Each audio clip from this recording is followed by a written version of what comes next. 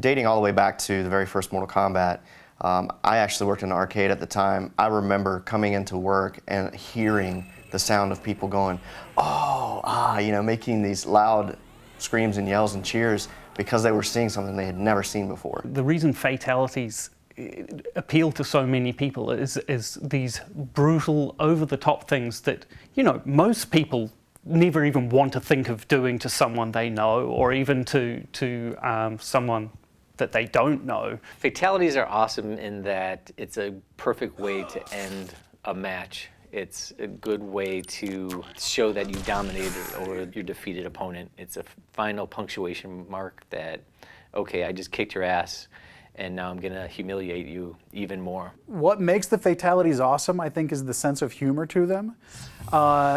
And I know it took me a while to get my arms around the mentality of them myself. And it's, you know, they're very graphic and very disturbing and disgusting, but there's an underlying humor to them that you know, certainly is what defines my favorite ones.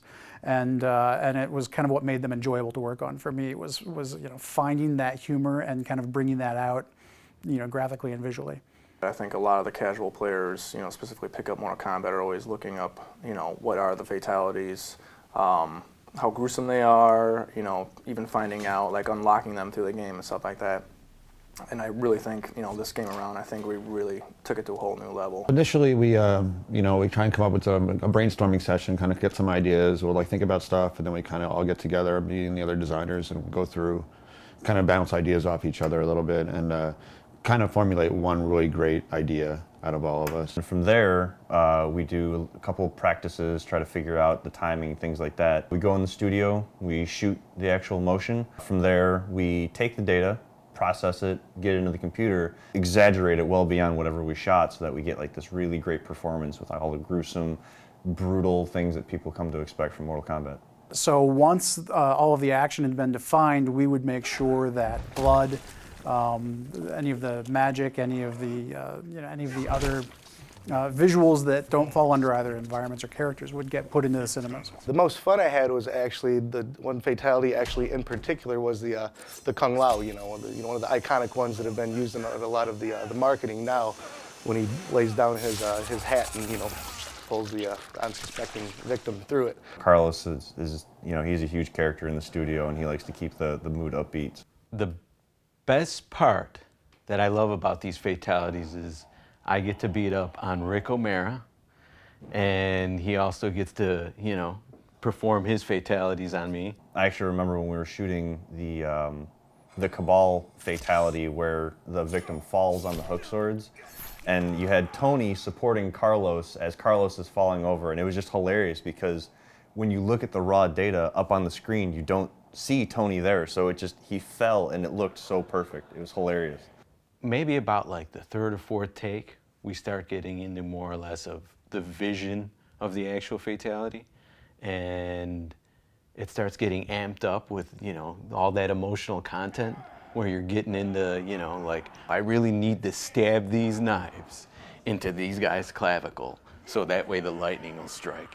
You know, when you're doing it the first or second time, you're like, oh, I really don't want to hurt, you know, the other actor. When the other actor gives you the cue, he's like, hey man, just let go and really like hit my clavs. Having somebody able to draw off of that, and Ed sitting there going, oh my God, that's what I want, I need that, and trying to draw off of that, all that emotional content, and trying to get the best performance.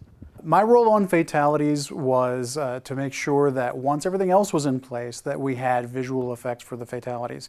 So once all of the action had been defined, we would make sure that blood, any of the magic, any of the visuals that don't fall under either environments or characters would get put into the cinemas. Probably my favorite and most successful effects are the ones where we involve the most sleight of hand. The classic reptile fatality, getting his tongue to work, was one of those real coups. That's the sort of thing that, you know, there's not a cut and dried system for doing. There were a lot of cheats and sleight of hands that we used to make that work. We use basically a beam, just an ability in the engine to draw a mesh from one point to another, basically attaching one end to Reptile's head and one end to the victim's head, and then introducing material-driven noise to that to make it seem as though there's an elastic tongue where really it's just a code-driven mesh that's going from one point to another.